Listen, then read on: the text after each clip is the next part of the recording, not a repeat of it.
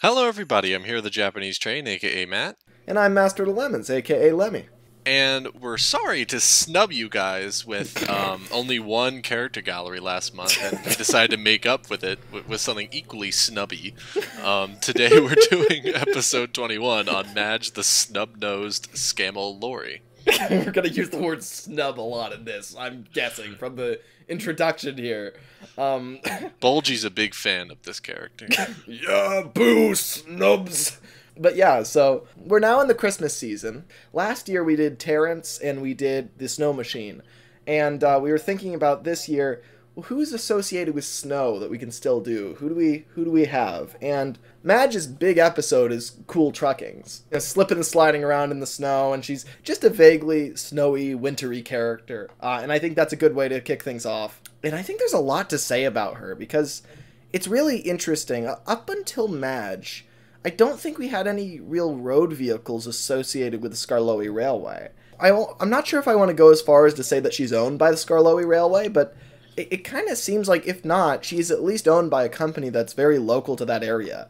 So Madge is described, I believe in Watch Behind Your Buffers, as she makes deliveries throughout the villages in this area, and I think it happens to go alongside the Skarloey Railway and does business with the Skarloey Railway so much that she's effectively part of the railway. Yeah, that makes sense. In the same way almost that, like, Birdie operates along Thomas's branch line and is so intertwined with Thomas's schedule that it's like he might as well be part of that railway. And I think Madge goes a step further than that too, because I think that she, you know, it's explained really early on that she's very invested in helping other people and very invested, almost, you know, to where some people might be uncomfortable with how much she's like considering their status, their feelings, how they're doing, what they need. But you know, it's interesting because when was Madge's design introduced? It's between 1948 and 1964 or 1967,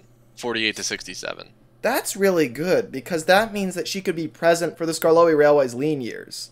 So, yeah. Imagine if she arrives that early. And then, like, because think about, when did the Skarloey Railway need more help than during the gallant old engine days, where Rheneas is running the whole damn railway on his own, Skarloey is out of service, and so, you know, things are teetering on a knife edge. That railway is about to fall apart. Like, around 1951 is really where the Skarloey Railway is just desperately struggling to keep alive. And that's kind of the gallant old engine era. And so I wasn't sure if Madge would be built this early or not, but she is built just early enough where she could be present for those early days.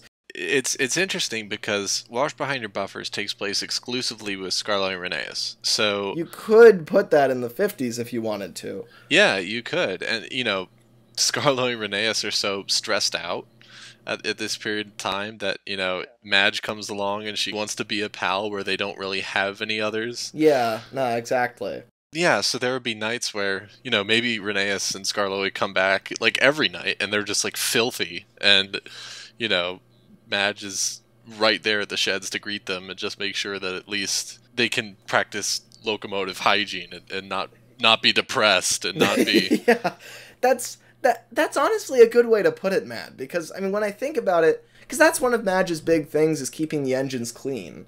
And when Skarloey and Rheneas, really Rheneas, because Skarloey wouldn't even be operating when she arrives, Rheneas is just caked in soot, and he's just working all day, every day, and he's just so overworked and in such desperation. It's like, just to have somebody come to his shed with buckets of water and soap and just be like, you deserve a wash down at the end of the day. You know, it would be such a heartwarming moment. Like, when Madge first comes to the railway, I imagine, like, when Madge is fresh out of the factory, I'm imagining, in this scenario, right? Yeah. She's got pep in her step. She sees the best in everybody. And when she comes to the railway, you know, I'm sure that at the beginning she's, you know, she sees them toiling in the yards and stuff, and she's just like this is a weird pitch, but I really feel like Madge would have like a southern accent. Like, you know, I feel like she talks something like this. I know that that's not the voice that Michael Brandon does, But I know he gave a lot of characters like a southern accent, and for some reason he didn't do that with Madge, and I feel like she'd be a good one to have that. I think his Madge is a good southern name, too. Yeah, that's true. And also, like, she's just so, like, rough and tumble, just the way that she's built. I feel like, that kind of, like, farmhand voice just kind of works for her. And I think that she does do a lot of work with the farms. Like, I think that she helps... I'm sure she's delivering products from, like, all the farms in the villages along the line and all the, what other industry exactly is there along the Skarloey Railway? She's not delivering from big booming factories. She's delivering from farms. She's delivering from very small industries. She's delivering like soap and brushes. Yeah, and, like... exactly. Like really small, locally made items. I feel like this voice would reflect that. I think at first she would like approach Rheneas and be like, "Howdy, you need any help?" And Rheneas in the back of his head would be like, "God, yeah, I need a lot of help. My railway's about to fall apart." But, what he says is, No, we're fine, thank you. I appreciate it, but we've got it under control." Do you think either of them would be put off that a Lorry is offering to take over? Do you think they have that same skepticism of Lorries? I don't know. Because I think there's a mentality that when a railway is closing, when a railway is struggling, suddenly the road traffic starts to come in for the kill. That's true. I hadn't even thought about that. Yeah. So it's one of the few times where a railway is failing in Thomas, but it's not failing because of the pressure of like an outside force, like diesels or or road vehicles or something. It's just simply manpower. Yeah, it just doesn't have enough. It doesn't have enough manpower. You got to remember the Skarloey Railway in the early 50s and the late 40s is just being run by by Mr. Ivo Hugh and by Mr. Peter Sam, and then owned by Sir Handel Brown. And like that's it. It's like literally Peter Sam and Ivo Hugh on the footplate. Like there isn't like a roster of all these drivers and firemen who can all do their job. It's like literally just like 3 guys. Like that's it. That's the railway right now. They are in dire straits. Sir Handel Brown is not in the interest of modernizing the railway. To him, it's kind of like a burden. It's like, if only we had more engines, this wouldn't be a problem. Skarloey is broken down in the shed. We've only got Rheneas. He's running all the trains. He's getting cramps all the time. His side rods are jamming up. It's disastrous, right? And so he needs more engines desperately. So he would bring her in, to complement the engines that are already there. I think I mentioned that because of Rheneas's... I think I get a sense that he's inherently skeptical of something new coming along if he can do it better himself. I do get the sense that I think he is, but... Maybe stubborn, kind of... I see him as stubborn, yeah. I see him as... I think he would be prideful about it. Right, so I think that even if it's not for Lorry reasons, Madge would offer to help, and Rheneas would decline it. And then I think it would take Skarloey. That would be good. So let's set the scene for this, is that Skarloey is barely being run at this time. He's in bad shape. He's in the back of the shed, right? Probably, his boiler's in bad shape, and he's coughing in there. I'm all right, Rheneas, really. You don't sound all right. No, I can take another train if you just get your rest, Skarloey. I've got it. But Rheneas is on the verge of a breakdown as well. He's not in good shape either. We see what happens in Gallant Old Engine. What happens in that episode is happening, like, next to every day, right? It's happening all the time, right? It's not just that one occasion. It is for years. Every day he's having instances like that where he gets a cramp, but he has to keep going to keep the railway running. And that's just one of the few times he managed to stop. Yeah, exactly. And it's like, and so both of these engines are in dire straits. But Rheneas, I think, feels a great responsibility. I've always seen Rheneas like he's the older of the two. He's the more mature of the two. And Skarloey is a lot more lighthearted, I would say. He's a lot less mature. And you just look back at, very old engines. You look back at Buck and Bronco. Yeah, you look back at, like, what Skarloey was like in his youth. I think what you get out of very old engines is a very intensified version of what they settle into. Yeah, exactly. I think so as well. Because now we're like 80 years on from that, but it's not like they're both going to lose their personalities. Skarloey is very responsible now, but he's still more optimistic and more childlike than Rheneas is. They're both, wise old men, but Skarloey He is a bit more fun. Yeah, exactly. Whereas Rheneas is kind of very prim and proper, very stern, very stuffy, very, well, we've got to do the best we can for our railway, even if it means having to struggle along for days on end. Whereas Skarloey's just like, why don't we just sit out and count the stars just for one night, and Rheneas is just like, but there's so much work to do, So like that's the dynamic that I see. Mm-hmm. And so Madge rolls right into this dynamic. And so she talks to Rheneas, asks, do you want my help? I mean, there's 100 different things I could do to help. No, thank you. We are fine. I appreciate it, but we've got it under control. And then he would kind of putter away, and then Madge would see Skarloey in the sheds and go kind of like right up to him. Yeah, exactly. She'd like drive into the shed, and Skarloey would be like, he'd be asleep, right? And then she'd be like, psst, hey, little old engine, psst. She'd honk her horn at him. and then Skarloey would be like, what? Oh, hello. And she'd be like, her snub nose would literally be like right next to his. Like she's just staring him right in the eyes. And Skarloey's like, oh, how did you find your way in here? Yeah. And, Madge would just be like, oh, I'm the new Lorry in town. I was hoping I could help you in your railway. Your brass is very filthy. I've got some polish in the back if you'd like some. And Skarloey would say, it's like, oh, no, I'm quite all right. And then... That would be really sweet. It's like if Madge... Because Madge, I feel like she almost settles into this role as the kind of part-time janitor for the Skarloey Railway, where she's got, like, a maintenance shed out in the back, and she's got all these brushes and tools and all these things that, like, she can, like... She's not owned by the Skarloey Railway, but whenever something's busted... she goes and fixes it. It would be great to see her some days, like, without her trailer, just, like, puttering along. Maybe some days she could even have, like a kind of like a, like how Elizabeth has, like, a big wooden bucket on the back of her? Yeah. Yeah, maybe you could fit something like that to Madge. And it would be kind of embarrassing to Rheneas, too. Like, he'd come into the station and Madge would already have taken, like, 3 cars worth of his cargo. Yeah, exactly. Like, one day you've got Skarloey kind of on a siding watching as Rheneas peters about, and Rheneas is shunting trucks, right? Skarloey is too weak to help. Skarloey's just like, oh, I wish I could help him. He's in bad shape. He needs... And Madge just looks on and sees Rheneas struggling, and she's just like, hold my trailer. And she unhitches the thing and it drops, and Skarloey's like, wait, what? And she just drives over into the yard and starts biffing and shunting trucks all over the place, getting them all in the right places. And Rheneas... imagine that, though. Rheneas is, like, very slowly trying to get all of his work done in this yard. Totally exhausted, covered in soot, just like, he is just wiped out, right? And then all of a sudden, Madge comes zipping by with, like, 3 trucks pushing them across the yard. Like, it would be the most silly, clumsy-looking thing. Just this 3-wheeled lorry just veering all over the place around the yard. But she'd get it done, right? She's like...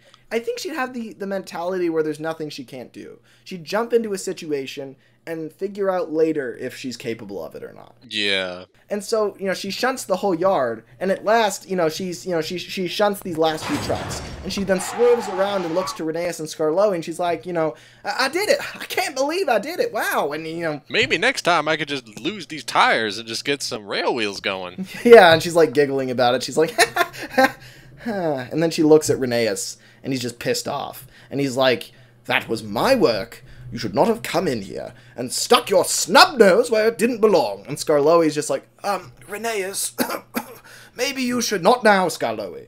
She doesn't know how things work here. I don't appreciate her coming in and changing our way of doing things. And, he's, like, just not pleased at all. And Madge gets really sad. And she's like, oh, sorry. I guess I overstepped. I should go. And she just drives out of there sadly. She collects her trailer and she just leaves. Yeah. Yeah, and then, and Skarloey's like, Skarloey wants to say something as she goes. He's like, and he doesn't say anything. And then that night in the sheds, Skarloey and Rheneas are both together, and Skarloey's like, you should have been nicer to her. She was only trying to help. And Rheneas is like, we don't need her help, Skarloey. We've got things under control. And Skarloey just, like, starts chuckling. He's just like, what's so funny? Are you kidding, Rheneas? Look at you, covered in grime, filthy. Your cylinders are about to fall off, for Christ's sake. We need help desperately. Why won't you just accept hers? And Rheneas just looks at the ground, and he's just like, oh, I don't know. I should be able to bear the burden. This is our railway, we're the engines. We should be able to handle this. It's humiliating to have to accept help from a lorry. And then Skarloey's just like, well, these are humiliating times. The railway's desperate, and, well, we're going to have to accept the fact that we can't do it all on our own. You know what would be nice? What? Is if later that day, Rheneas is kind of like, oh, I don't know.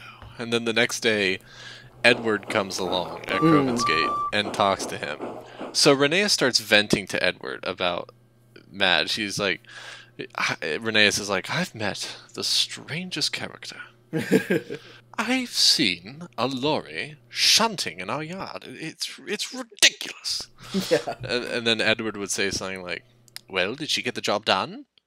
Well, she did. And I pulled a couple extra passenger trains because of it.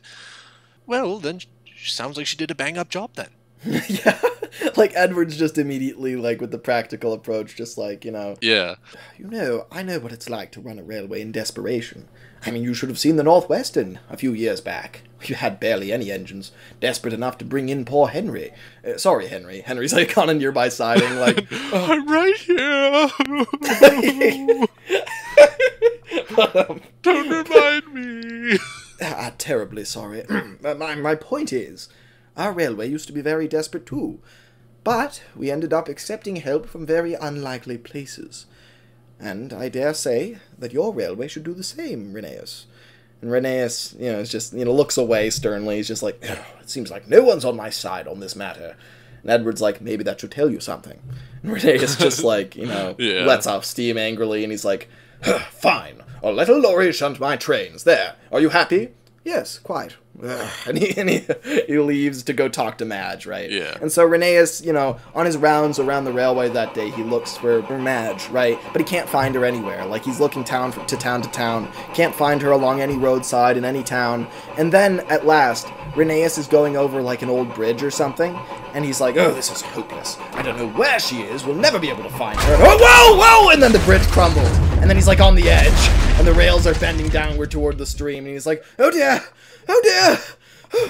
And he calls out for help. He's, help! Help! Someone! Someone! You hear Madge's horn in the distance. Yeah, exactly. She's like, I'm coming! Her trailer is like jackknifing left and right. Yeah, exactly. She's swerving all over the road trying to get there in time, right? And at last she pulls up to him. I'm imagining she takes off the trailer. I was even saying she like ties a rope to her snub nose, like her little bumper in the front. Yeah, exactly. And like yanks him back and like damages her bumper in the process. Like, she's got dents and stuff all up around it. It's been like yanked forward. And she's like skidding her wheels around, and just for the season, let's say this is right before Christmas, right? Yeah. There's snow everywhere. This in the water below. If Rheneas falls in there, it is freezing cold, right? It's no good. They're not going to be able to retrieve him till the spring, right? It's going to be disastrous. Yeah. And so he's about to fall into this into this roaring, raging river, and then Madge is grinding her wheels, sliding her tires back and forth, trying to pull him back, and at last she does, and he's back on firm ground, and then her bumper falls off, and she's just like, tire pops. Yeah, exactly. You all right up there, little feller? And Rheneas is just up there like, yes. As all right as I can be.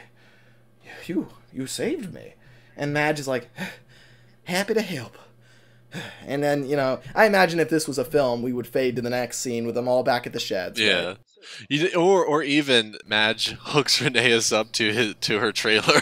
Yeah, she could. Maybe his wheels are busted even, and that's the first time she tows an engine home on the trailer flatbed. Yeah, she's like limping him back on her flat tire. She's like bouncing up and down. Exactly. And as she goes back to the sheds, right, she's in bad shape, but she doesn't stop. She keeps a constant pace. And Rheneas is impressed. He's like, you're not going to stop. You've got 2 tires blown out, and your bumper's off, and then... Madge would say something like, well... It'd be sure as a shame to stop in the middle of the road. Yeah, exactly. And Rheneas would just be like... Exactly. Yeah, he'd realize he totally misjudged her. He would see so much of himself in her. Like, Yeah. this may be a snub-nosed Lorry, but she's basically a Skarloey Railway engine, the way that she thinks. And, ultimately, they get back to the sheds.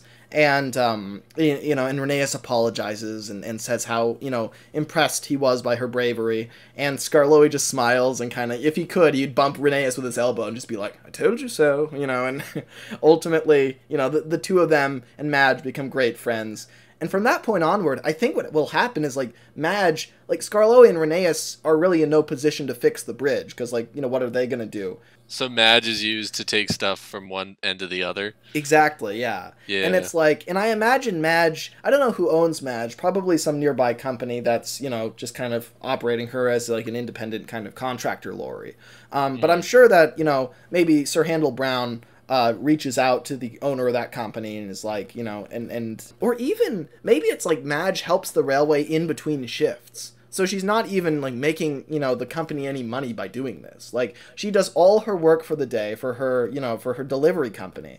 And then in the little, early and late hours of the day when she can get a chance. She picks up hours. Yeah, exactly. And, it's interesting because I could see...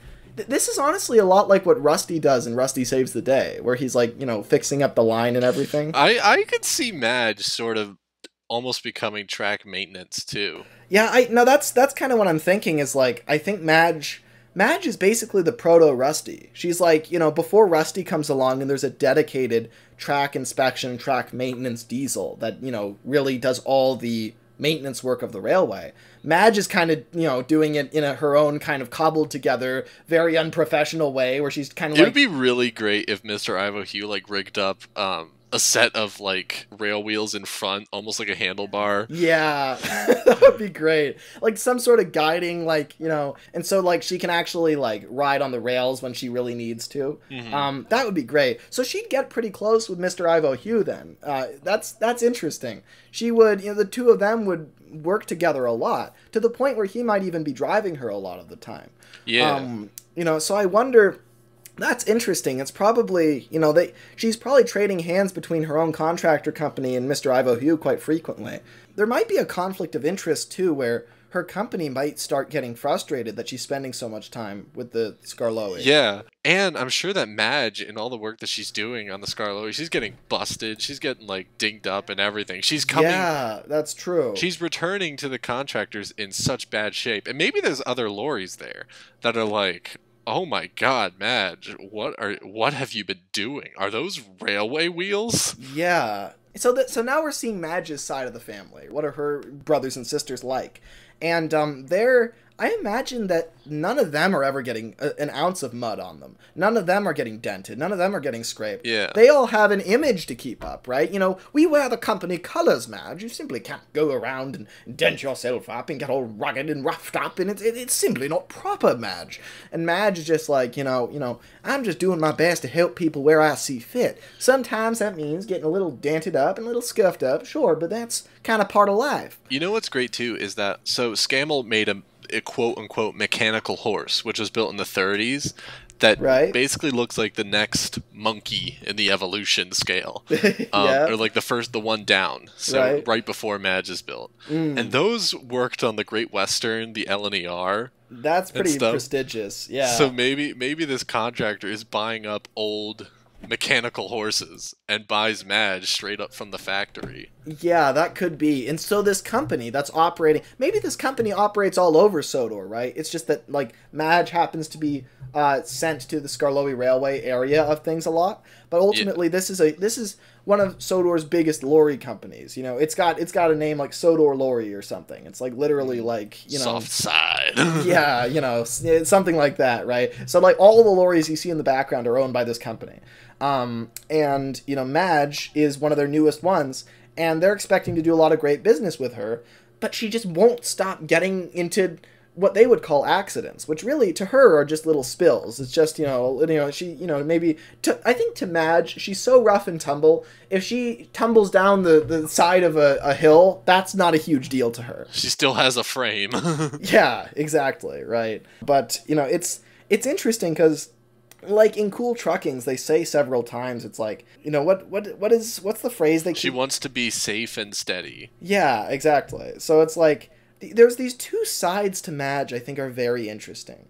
There's the one that I think is built into her by her family and by her company, which is be safe and steady. Maybe that's even their motto, safe and steady, Sodor Lorry, safe and steady, right? But then there's the wild side of Madge. There's the excited, adventurous side. She gets to unleash it when no one from her company is watching. Exactly, right? And that it helps that Ivo Hugh is getting her on loan, so he's driving her, and he's just like, he has no problem with her kind of unleashing her wild side. He's just like, just go for it, Madge. And they race down a hill, right?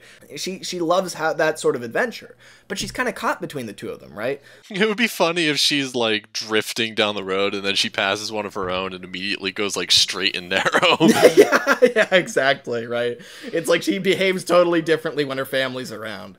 But then when she's on the Skarloey, this is really the fulfilling, exciting work for her. She's literally saving a railway. She's helping Skarloey and Rheneas to guide this railway through its most difficult period. She feels like she's actually being helpful, not just delivering packages that people don't desperately need. She doesn't want to work for the Sodor equivalent of Amazon. Come on, that's not what she wants to do. Like, she wants to be a rescuer. She wants to be a maintenance vehicle. She wants to help people. And then the railway starts to heal. And Sir Handel and Peter Sam show up. Right, they purchase them. Yeah, and what's interesting is, Madge is dealing with two separate engines, because Madge is the only one who sticks around. Skarloey and Rheneas both go to the works, and now it's Sir Handel and Peter Sam on the railway. And Madge, rather than being kind of the young, bright-eyed, kind of helper on the railway, now... She's the most senior member of the railway. Yeah, exactly. Which is weird, because this is only like 3 years later, right? But it's like, because Skarloey and Rheneas just get sent away in such a sudden fashion, she ends up being in that position. Yeah, so imagine her going head-to-head with Sir Handel. Peter Sam would come along and immediately have respect for Madge. And Sir Handel's like, Madge starts, like, putting on her rail wheels and is, like, going up to Sir Handel, shunting, telling him a train he can pull. And he's like, are they serious? Is this a joke? Is this some kind of prank? Yeah, exactly. No. We are not taking orders from a lorry. Yeah, exactly. And Madge would just kind of dart backward a little bit and be like, oh, well, I'm more than just a lorry. Hardly. And then for the first time, Madge is the one that has to start spouting safe and steady to Sir Handel. Yeah, exactly. It's like... Because Sir Handel gets into all of his scrapes, he sinks into the rails. Yeah. And, like, imagine that when he comes back after sinking into the rails, and Madge is like, I'm a lorry, and I've never done that. Yeah, exactly. And he'd just be so embarrassed, right? What if it's Madge's idea to give Sir Handel the broad tires? Like, that would be so funny because Sir Handel would hate it. I know. Because she'd be like, maybe you just need broad tires. Tires? No. I imagine it could even be like, everyone's in the shed. Sir Handel's at the back of the shed. Mr. Ivo Hugh and Sir Handel Brown and Peter Sam are all in there, and other Peter Sam are all in there trying to figure out, like, how to fix this problem. And they're all mumbling to each other, like, well, maybe this, or maybe that, or maybe re-gauge him, or maybe the axles, and yeah, that they look at Madge. Yeah, and Madge is just smirking. She's just like, and she's looking Sir Handel straight in the eye, and Sir Handel's like, what? What's so funny, Lorry? And she's just like, what about just tires? Tires will do the trick. And he's just like, you have to be joking! And everyone looks at him like, that's actually not a bad idea. And Sir Handel's like, goes white in the face. He's like, I beg your pardon. Then we cut to a scene where he's literally having them put on him. And it's like, and the thing you gotta understand about Sir Handel's tires, so in the show, they zoom in on the trailing wheels and make it seem like those are his steamroller wheels. Really, that doesn't do it justice. What they did was, so, steam engines have a thin metal tire around the wheels to protect it so that you have a little small bit to replace instead of replacing the whole wheel after it gets wear. And so on Sir Handel, they just gave him tires that were really ridiculously wide. They stick out way past the actual physical wheel. Yeah. And so that makes up the distance so that he's wide enough to stay on the tracks rather than slipping in between. It's something that they used to do on American railroads in the 19th century to be able to change the gauge. There's so many different gauges back then. Yeah, right. But because the alternative would be modifying the entire wheel set and moving the physical wheels further apart from each other, maybe modifying the chassis itself, which would just be a nightmare, right? So it's a lot easier and quicker and also lazier and cheaper to move the wheels, to move the tires out. So the point being, it's a really lazy life hack way to, like, you know, to make Sir Handel fit on the track, right? But it works, right? yeah. Sir Handel would just rumble into the yard, and he'd run like a charm, but he'd look ridiculous because his tires don't fit his wheels. And then, you know, he'd look to Peter Sam and just be like, "Oh, trust a lorry to put tires on a steam engine. I don't understand. How is she the senior member of this railway? How is it that a lorry is telling me how I should be running?" And, you know, he's just furious, and he looks away, and he's, you know, if he could, he'd fold his arms and go, "Whoa." And Peter Sam would just be like, "Well, at least you're working properly, Sir Handel. I mean, if you weren't, then imagine you'd be at the back of the shed all the time." And Sir Handel's just like, "Well, it'd be better than this, that's for sure." Yeah, and then I'd imagine Sir Handel is immediately, like, distrustful and resentful of all road vehicles he encounters. And this puts him right in the position. Yeah. Especially maintenance vehicles, too. Which is why, like, you know... And then George comes along in his life and is, like, talking about all of Sir Handel's faults. I'm sure Madge is, like, really put off by George, but she has to work with him sometimes. Imagine Madge when she hears that George and Sir Handel are having altercations. I imagine she might go and talk to George on her own time, like, outside of the whole Sir Handel-George conflict. She might go talk to him and be like, you know, "Howdy, you the steamroller that's been bugging my friend?" And you know, he's just like, you know, "What's it to you, Snub-Nosed?" and she's just like, you know, "Well, I don't appreciate all the insults you're hurtling his way. I know Sir Handel can be a little bit snooty, but, you know, it's not worth getting into altercations with him. Trust me, I've tried. It never ends well." And, you know, George is just like, "As if I'm going to take advice from some dumb lorry." Get out of my way, tripod. Yeah, yeah, exactly. And you know, he just rumbles past and bumps her on his way out, and she's just like, "Huh, well, no manners in that one, that's for sure." You know, and then George is sent away, and that fence is built up, you know, between the rails and the road. You know, maybe Madge is the one who builds the fence. That would be so funny, because then you'd see her building it, and, like, Sir Handel would be going by, and she'd be like, "It's for your own good." Yeah, exactly. It's the equivalent of her being between George and Sir Handel and saying, "Break it up! Break it up! Break it up!" And, and literally just, like, separating them. It's like, no more. You are not running into each other on my watch. Thank you very much. Yeah. Speaking of Madge doing all this maintenance along the line, I think it's high time we talked about her relationship with Rusty, because I think that, you know, inevitably the two of them would have to get to know each other very well, considering Rusty essentially comes along to do the job that Madge has kind of been, like, unofficially doing. It's interesting, because Madge... It would be sad, because I think Madge would start to... Then, suddenly, her work-life balance would become more about the company again. Yeah, that's true, because Rusty would be... You know, it's interesting. I think Rusty maybe lacks a little bit of, like, emotional sensitivity. Like, he doesn't fully... He can't read people that well. Yeah. And so I think when Rusty comes along, he would see that Madge is doing all this work, and he'd be like, "Oh, thank you for doing all this work, Madge. It's greatly appreciated. But I've got it now, so you can go back and work at your company." And, you know, and she'd be like, "Oh, you sure you don't need any help?" And he's like, "No, I think I'm good, thank you."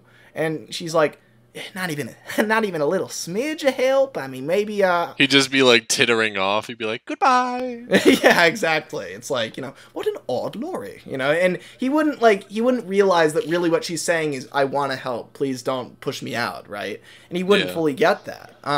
Because that's just not how Rusty thinks. He's thinking quite practically and logically. He's like, "Okay, there's a job that needs to get done. If I can do it on my own, I can relieve her of that burden." And, you know, that's that, right?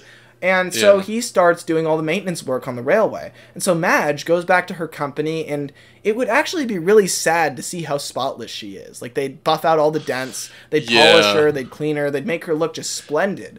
and she wouldn't have any damage or anything. It's just a sad mark of the fact that she doesn't do anything exciting anymore, because Rusty's doing all her work. So then I think this is a good lead into Cool Truckings, because I think now... This is a really good lead in, actually, because Rusty comes along and takes away her work, and so who's to come along and make her life exciting again but Duncan, the anti-Rusty? Yeah, so I think that it's wintertime. It's like 2 weeks until Christmas. It's been like blizzarding for like a week straight.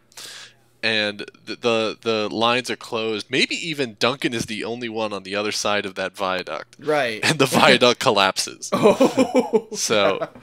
God. So Duncan's like, he'd be shouting out a million swear words, but then the thing controller would go up to Madge and be like, Madge, how are you? It's been far too long. It's been like, what, a year and a half? God. And, Madge would be like, say no more. What you need? She'd be so excited. She'd be just arriving in a village with like some packages, right? And she'd immediately, when the thing controller comes over, she'd dump those packages. Like, nothing would break, but she'd just be like, say no more. And they all perfectly land on the ground. Like, she darts forward and then they all fly off the flatbed and all land in like a stack. And she's just like, I'm at your service. And he's like, well, there's been a small bridge collapse. Oh, geez. Yes. Not particularly sure if it's Duncan's fault or not, but either way, he's stuck on the other end. We've got to get him to the sheds to get checked out. He needs, a full inspection, and, we just like to have him home for Christmas, Yeah, exactly. So Madge goes over, and here's the thing, is that she's been buffed out and spotless. What if even her other Lorries at home and the contractors are saying, Madge, we've only had you for like 10 years, and by God, you need a lot more maintenance than the others. We can't handle this. One more slip-up, Madge, and I'm sorry, we'll have to just say goodbye. Yeah, she's getting to the point where there's a lot more wear on her engine, and this company, they don't just repair their vehicles no matter the cost. They're gonna send Madge to the junkyard if she gets too much wear on her. So she's really got to play it safe and steady. Yeah, exactly. She's on the straight and narrow, right? If you get messed up again, hanging out with the Skarloey Railway engines, then that's it, you're out. She promises herself. She's like, all right, well, I can save Duncan, and I can do this job safe and steady. I can be calm and collected, and I won't get any dents. Yeah, I can do that. Of course I can do that. But she doesn't know what she's in for with Duncan. He's kind of like the embodiment of her wild side. Like, he has, they could really bond over this. Like, it's interesting. Madge is kind of a lot like Rusty in the kind of service side and the kind of dedication and responsibility side. But then she's a lot like Duncan in the kind of excitable, kind of adventurous side. Like, they embody her two sides, right? They're like the devil and angel on her shoulders. And Duncan is the devil, right? And he's literally on her shoulder right now. Yeah. What do you think their first interaction would look like? Like, when they first meet each other? I think that, contrary to a lot of people when they first meet Duncan, Madge is kind of excited. Because she can kind of see that, like, wild spirit in his eyes, and she's like, I have not seen that spirit in like a year and a half. Everybody that I hang out with back at the Lorry depot is, well, they're dull as bricks, frankly. Yeah. And Duncan's like, oh, well, there's nothing dull about me, let me tell you. And then the entire time that they're on the roads, Duncan, Madge is still in this mindset. Okay, can't go to the junkyard. I've got to ring it in a little bit. But Duncan is like, come on, why don't you drift a little bit? Yeah, exactly. She's like, well, I haven't jackknifed in months, but I could try. Yeah, exactly. She's almost like a recovering addict being like kind of pushed to like kind of go past that boundary, except there's nothing really wrong with what she does. I mean, Duncan pushes her a little bit too far, but ultimately, really the problem is her Lorry depot and the fact that they have a problem with her wild side. But there's nothing really wrong with her adventurous nature. And in fact, it's really what's helped the Skarloey Railway through thick and thin. But Duncan kind of is the most extreme version of that side of her. So, he's really like, come on, do a drift for me, come on. And it's like, and she's like, all right, here we go, and they just slide through the snow, and they're both laughing all the way, just like, and Madge finally, like, the kind of the the life comes back into her eyes for the first time in like years. Right. Where it's like she's been wanting this so badly, to have some adventure, right? She's been trying to be safe and steady, and it's just miserable. Like, she doesn't want to. She wants to live, right? And Duncan knows how to live better than any engine on the Skarloey Railway. And then she victimizes a policeman. God, yeah. She literally, maybe it's even Duncan's idea. He's like, you know, why don't you blow some snow in his face, eh? You know, just to stick it to Johnny Law. Oh, I don't know about that. It's like, come on, what's the worst that can happen? And so she, you know, she drifts through, and the policeman gets sprayed with snow, and he's like, hey, not cool. Yeah. Well, and then they slide over the edge, over the cliff. Yeah. And Madge actually does some serious damage to her undercarriage. Yeah. And maybe she's more nervous about that than falling off the edge. That's the thing. I think she is, because then she gets back on. She pulls back off the cliff, and she's like, "Are you all right, Duncan?" And then Duncan's like, "Oh, I'm fine. How about you?" And she tries to reverse, and she's making a grinding noise. She's like, "Oh my god." Yeah. Maybe even when she's on the edge. I know in the episode when she's teetering on the edge, she says to herself, she's like, what am I gonna do? And it's like, it's not about the edge, it's about the... Yeah, exactly, because she backs off just fine. It's because she can feel that there's something messed up on her undercarriage, and they're not gonna fix that. And she's like, God, it's over for me. You know, like, what have I done, right? And maybe even on the way back, right, she actually, like, she doesn't say anything. She's white as a ghost. And Duncan's like, hey, what's wrong, Madge? Come on, where is the Madge that I talked to 10 minutes ago? The one who was sliding, slipping around, and it's like, you know, like you know, he's a little concerned about her. He's like, come on, you're starting to freak me out. You alright? Like, yeah, like they get to that bumpy road, and then they can take the straight and narrow, and she just, like, goes straight down the straight and narrow path. Yeah, and she's just like, you know, she's like, my manager told me, Duncan, before I started this journey, that if I got damaged again, he wasn't going to fix me. And then Duncan would say something like, well, why don't you just run away? And she's like, what? I can't just run away. Come on. If I could have run away, I would have done that 20 years ago. And then Duncan's like, oh, please. I was recently sold from an industrial factory in Scotland. Do you think that happens easily? Yeah. They hold on to their engines for 30, 40 years over there. And trust me, I only spent 5. and you really think I could just run away? I can't do that. They track me down. They'd what?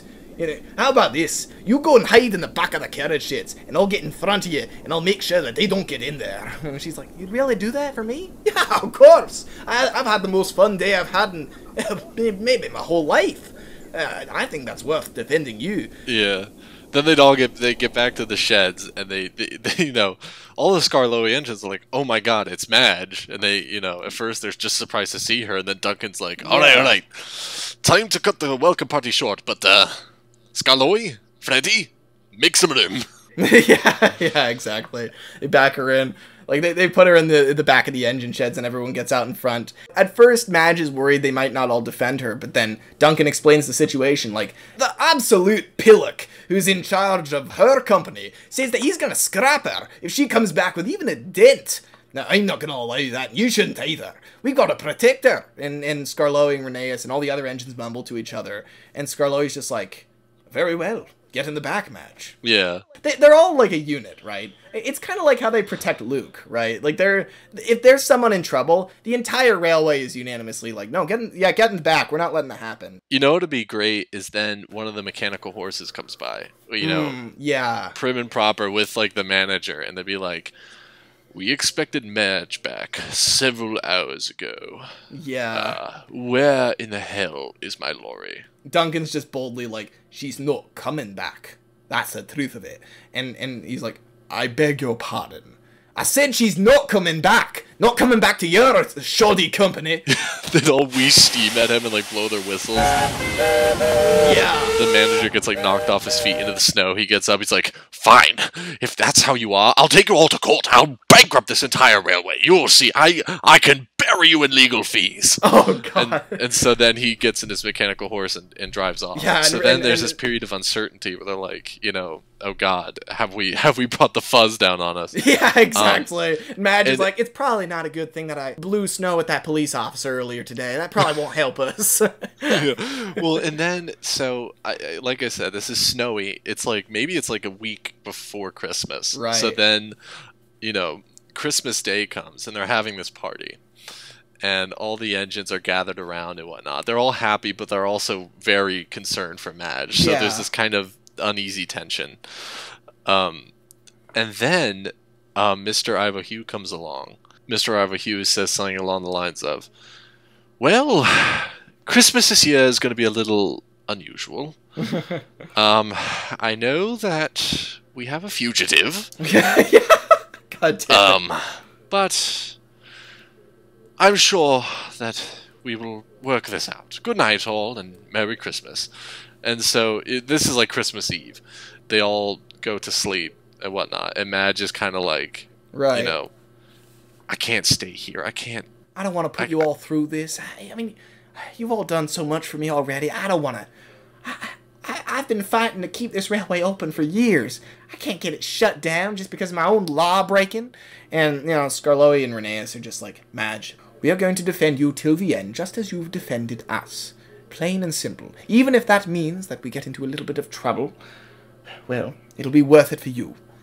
And all the engines agree, and Madge is just like, she feels terrible, but, they really are coming through for her, right? Yeah. And then I imagine, like, in the morning, right, maybe on Christmas morning, Sir Handel Brown walks in, and he's got, like, some of the legal papers, and he's got some lawyers with him, and he's just like, Madge is ours. And everyone cheers, right? and it's like, and Duncan's like, Sir, how did you swing that? And he's like, oh, well, it was a long night, let me tell you. The Fat Controller is a master negotiator. Yeah. God damn it. He brings the Fat Controller into it, and all of them, I imagine they were all up all night on Christmas Eve, while Ivo Hugh was calming everybody down at the party. Sir Handel Brown is over at the Lorry company, setting everything straight, right? And, was able to properly purchase Madge. You know what would be awesome is if this is the Railway series, I'm sure they'd paint her red with blue trim. That's true. They probably would, which would be cool. Or I think maybe more likely black, like Rusty. Yeah, probably black. Because then she would have kind of that whole motif. And so I think the one thing that isn't tied up so then how does she settle into the railway with Rusty? Maybe that night, right? Christmas night, while Madge is sleeping outside, finally safe. Rusty and Duncan are in the back sidings together, and Rusty's about trying to get some sleep, and Duncan's like, hey, Rusty, psst. And Rusty's like, what? What do you want, Duncan? And he's just like, look at Madge over there. I mean, I think she'd much prefer to be sleeping over here with us in the maintenance sidings. And Rusty's like, what? Why would she want that? She's not maintenance, Duncan. Go back to bed. And he's like, Rusty, you still don't get it, do you? She's the maintenance lorry. That's been a thing since the very beginning of the railway. Or at least the beginning of when I've been here. And, and Rusty's just like, what? No, I replaced her. She was fine with... Fine. Would you like to get a set of road tires, Rusty? Yeah. Rusty opens one eye and he's like, it would be good to have somebody who can actually go by road. We don't really have anyone like that. Oh, but she wouldn't be interested. I mean, when I first arrived, Madge said that she was fine with, giving up her maintenance work. Of course she would see that, Rusty. You got to read into what she actually means. She's terribly sad that she can't do the maintenance anymore. I mean, why do you think she so desperately drifted through the snow with me? She wanted some adventure. Adventure that I could provide. Yes, well, you do provide something.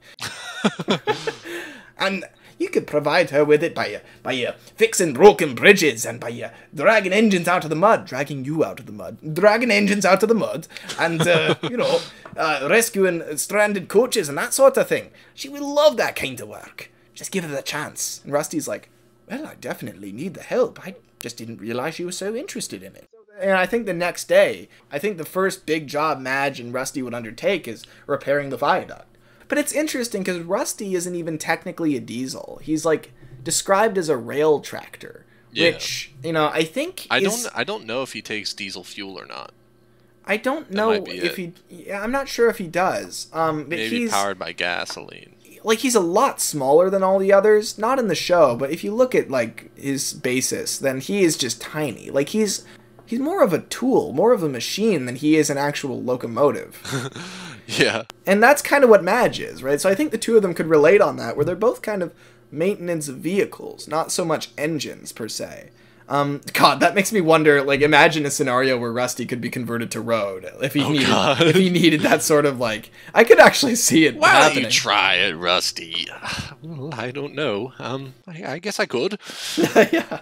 But I think, Madge and Rusty would get to be good friends. And it'd be interesting because Madge would kind of be like, a lot more excitable and a lot more kind of, she would have the more crazy ideas. But she'd also have a practical side that Rusty would relate to.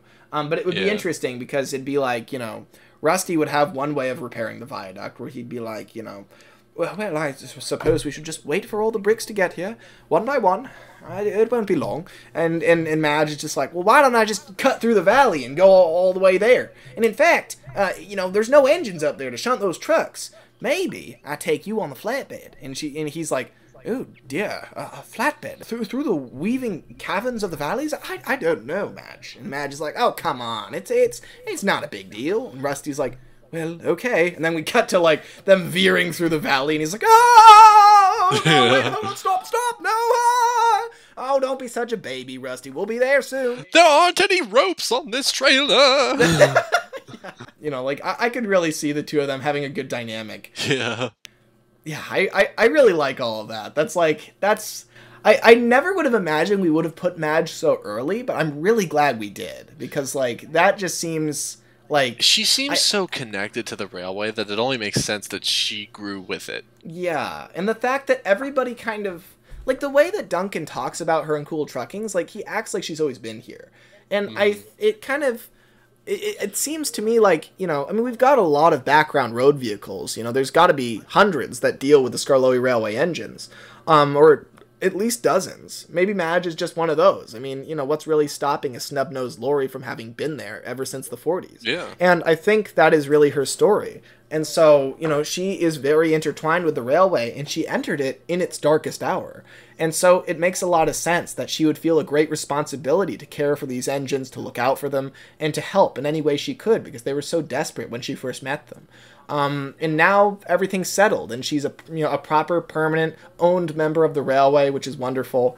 And, she is a permanent resident. I imagine she maybe even has her own little maintenance shed off the side of the Crovan's Gate sheds, That would be sweet. Yeah, no, I'd love that. That'd be great. Okay, I think we've said our piece on Madge. I think that's, I think we've explored all the avenues, all the snowy roadways that I would have wanted to explore. Yeah, she's just such a great character. I really do. When I think of Madge, I think of Cool Truckings. I think of her bouncing around in the snow and having fun. Yeah, exactly. And I really wanted to hash her out, because it's like, is she part of the Skarloey Railway? Is she owned by someone else? What does... And it turns out our answer was both. Yeah, in different points in her timeline. She was a Christmas gift to the Skarloey Railway. Very true, very true. All right, well then, without further ado, I've been Master of the Lemons, a.k.a. Lemmy. And I'm here the Japanese Train, a.k.a. Matt. Merry Christmas and Happy Holidays, everybody. Merry Christmas, Happy Holidays. Take care, everybody. Take care, guys.